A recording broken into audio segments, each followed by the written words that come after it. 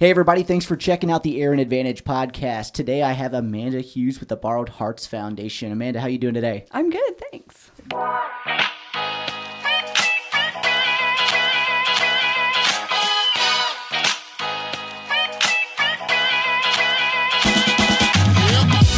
So, Borrowed Hearts, this is a foundation that's new on my radar, but you guys aren't new. How long have you been around? So we got the idea in 2015. We opened our first store in the basement of a church in 2016 and then expanded to our new location in 2018, I believe. Okay, and what is it exactly that Borrowed Hearts does? So Borrowed Hearts is a local nonprofit. We have kind of expanded a little bit, but we started here in Evansville. We serve children in foster care and the families that care for them. So we operate a clothing bank and a hygiene bank. We provide meals when families get placements. We have a support group. We have a birthday club where kids in foster care can get a birthday cake and a birthday balloon arrangement. And we just come alongside of foster families and support them in any way that we can. That's excellent. You know, I've never fostered a child myself, but I knew families in the past who have, and I know that sometimes when you get those placements, you don't necessarily know when somebody's coming, so it can be kind of a surprise. Right. We have had a lot of babies lately, and a lot of families that don't typically take babies.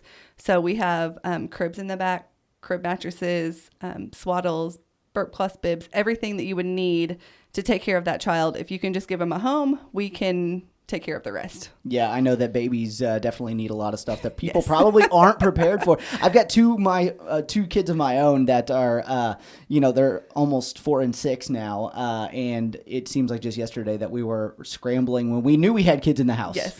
So my youngest is adopted out of foster care. He is about to turn 4.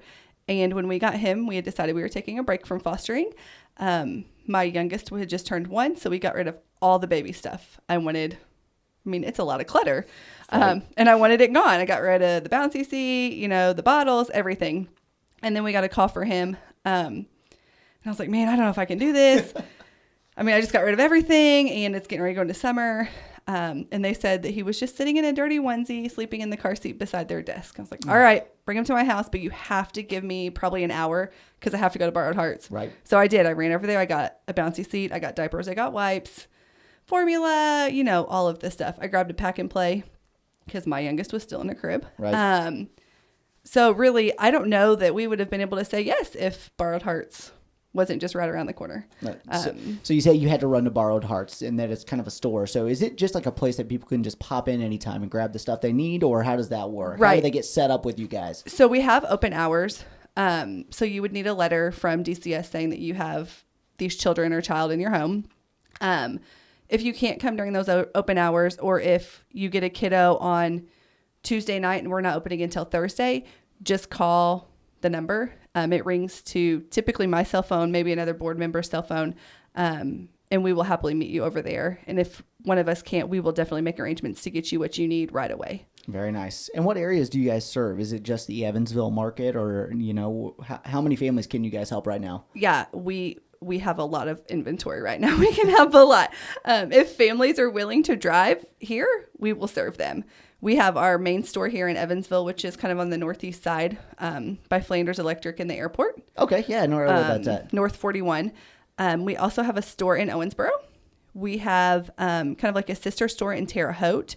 We have a location in DuBois County, and we're getting ready to open another location in Washington, Indiana. Oh, fantastic. So it sounds like you guys are serving lots of families. Yeah, we last year, pandemic COVID, served well over 1,000 kids. Oh, wow. Yeah. And that's probably a thing that most people don't even think about a lot of time when they're going through their day-to-day lives is, these people who are these children who are in foster care and the things they might need. So knowing that there's somebody out there who's ready and willing to help is awesome. And we're looking at, finding out more ways that we can just come alongside these families to support them. Excellent. And not just licensed foster families. You have to think some of these kids get removed and they go to an aunt and uncle or a cousin or a grandparent, and they don't get quite as much support from the state. So we really want to come alongside those. They call those like relative or kinship placements. We really try to come more alongside of those just in any way that we can. Gotcha. So let's say somebody is thinking about getting into fostering a family and everything else. Do you guys have resources where you can help them kind of understand how to get into that process? Or are you there just specifically to support, hey, once we have these placements, you can come to us for some of the needed supplies? Right. Yeah, we have a great relationship with DCS. Also with DCS, for those of you that don't know, is Department of Child Services. We also have a great relationship with the villages. They also license foster families. So if you ever have a question about fostering, how to do that, most of our board members, the founder, myself, we have all been through the process. I've been a licensed foster parent for 5 years. We know where to tell you to go to get the information you would need. Excellent. So I was kind of reading through the sponsorship packet and some of the information that you guys have, and I read the letter from the founder of how she kind of came up with the name of Borrowed Hearts. Yeah. Can you go through that a little bit for us? So our founder is Sarah Goff. She and her husband Matt had been foster parents for a while, and kind of where Borrowed Hearts came from was, she would always say yes. They knew that if they called Sarah at 2 a.m. on Saturday morning, Sunday morning, she was going to say yes. I never knew on Sunday morning what she was going to come to church with, but she would go to the grocery store and they would have the kids and people would be like, man, you have a lot of kids. And she would say, well, these are just our borrowed hearts. We're borrowing them for a little while and then we're going to give them back to their families. Right. So that's where Borrowed Hearts came from. That's an awesome story. So is there anything specific that you guys, need? Donations are obviously probably things that are helpful. Is there anything that if we were going into the community and asking people to help with, that's the most important thing? I know you said you have a lot of inventory, but... We do. We take used clothing, donations, shoes, toys. I say toys lightly. We have a lot of toys. That's a good problem to have. It is a good problem to have, but they make a mess. So anytime you're cleaning out your closets, we take gently used donations in that aspect. Even as far as like cribs and like twin beds, full-size beds, all of that will accept used. Now, if you wanted to make a donation of like diapers or wipes or some type of hygiene item, socks, underwear, all of that would need to be new. But let's say, you don't have those resources, you can't make a donation. Last year, it took, I think it was like 1,938 hours of volunteer work to go through those clothes, sort those clothes, and get them out in the store. Gotcha. So anytime you would want to volunteer, we would gladly take volunteers. That's awesome.